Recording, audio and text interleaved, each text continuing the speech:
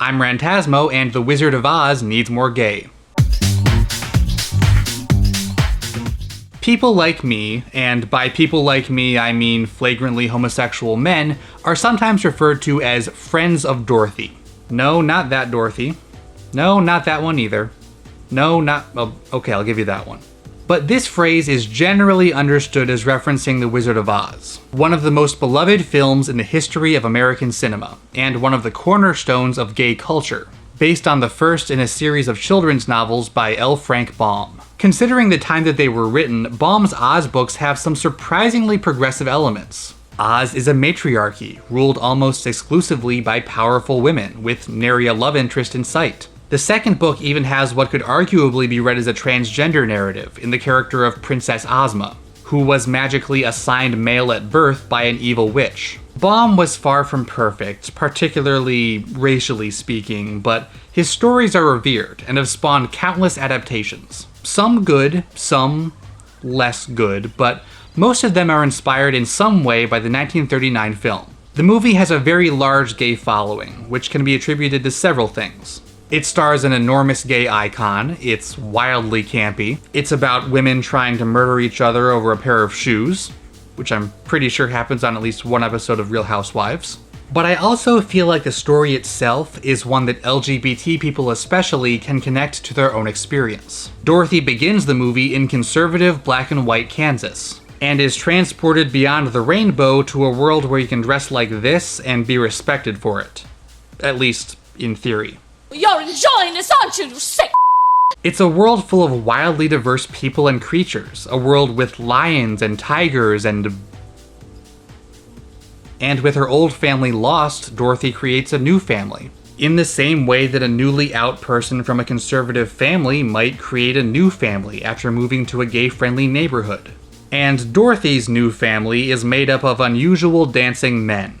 Now, I'm not gonna say that the Tin Man and the Scarecrow are necessarily coded gay. Of course, people do go both ways. But I am gonna say that the Cowardly Lion is clearly coded gay. In the lion's signature song, he refers to himself as a sissy and a dandy, and he makes a very choice gesture. I'm afraid there's no denying, I'm just a dandelion. Girl! He's the classic self-hating homosexual.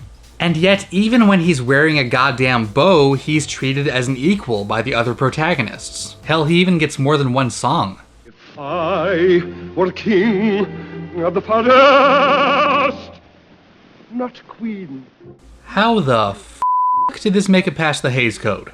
And like his companions, the lion doesn't find happiness by changing who he is. He discovers that he's already courageous, even though he doesn't believe himself to be. He remains a sissy, but learns that a sissy can command power and respect. And for the 30s, that is an incredible message.